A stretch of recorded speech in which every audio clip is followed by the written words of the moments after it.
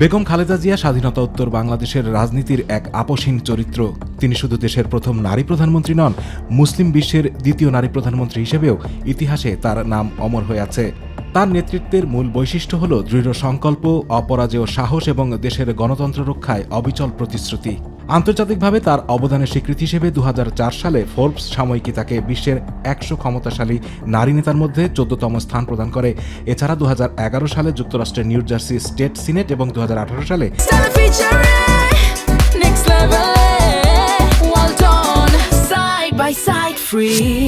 Canadian human rights international organisation থেকে যথাক্রমে fighter for democracy এবং মাদার অফ ডেমোক্রেসি পদক প্রদান করে।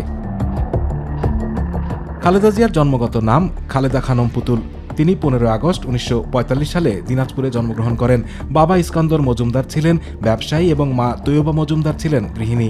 খালেদা জিয়ার প্রাথমিক শিক্ষা শুরু হয় দিনাজপুরের মিশন স্কুলে এবং পরবর্তীতে সরকারি বালিকা উচ্চ বিদ্যালয় থেকে 1960 সালে মেট্রিকুলেশন পাশ করেন। এরপর তিনি সুরেন্দ্রনাথ কলেজে পড়াশোনা করেন। 1965 পর্যন্ত তিনি পশ্চিম পাকিস্তানেও শিক্ষাজীবন চালান। 1960 সালে তিনি পাকিস্তান সেনাবাহিনীর ক্যাপ্টেন জিয়াউর রহমানের সঙ্গে বিবাহ বন্ধনে আবদ্ধ হন। স্বামী জিয়াউর রহমান যতদিন বেঁচে ছিলেন, খালেদা জিয়া 2 পুত্রের লালন পালন ও পরিবারের যত্নে নিজেকে নিয়োজিত রাখতেন। খালেদা জিয়ার রাজনৈতিক জীবন শুরু হয় 1981 সালে তার স্বামী রাষ্ট্রপতি জিয়াউর রহমান হত্যার পর। এরপর তিনি বিএনপিতে যোগ দেন।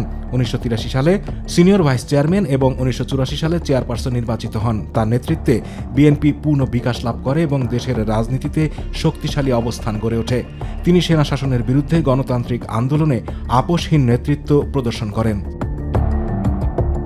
1991 সালে নির্বাচনে জয়ী হয়ে খালেদা জিয়া প্রধানমন্ত্রী হন এবং সংসদীয় পদ্ধতির সরকার প্রতিষ্ঠা করেন। 1996 সালে বিতর্কিত নির্বাচনেও তিনি প্রধানমন্ত্রীর দায়িত্ব পালন করেন।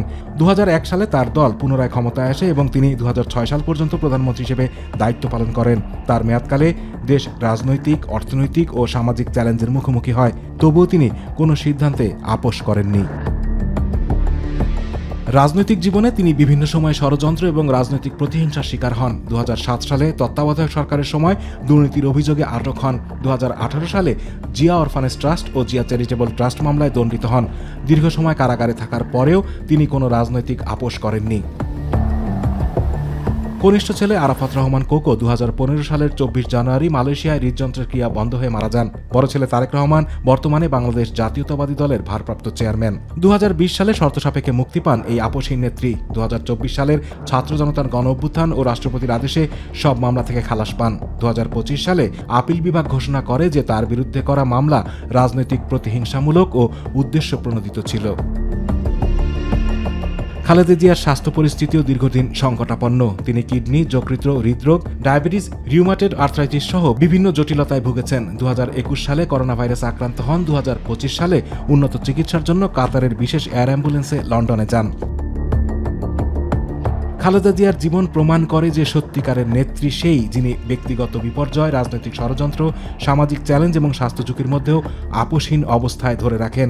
শিক্ষা, পরিবার, নেতৃত্ব, আন্তর্জাতিক স্বীকৃতি, রাজনৈতিক সংগ্রাম এবং অদম্য সাহস সব মিলিয়ে বেগম খালেদা জিয়া বাংলাদেশের ইতিহাসে এক অপরাজেয় আপোসহীন নেত্রী হিসেবে পরিচিত। আতিকুর রহমান তিতাস, মাই টিভি।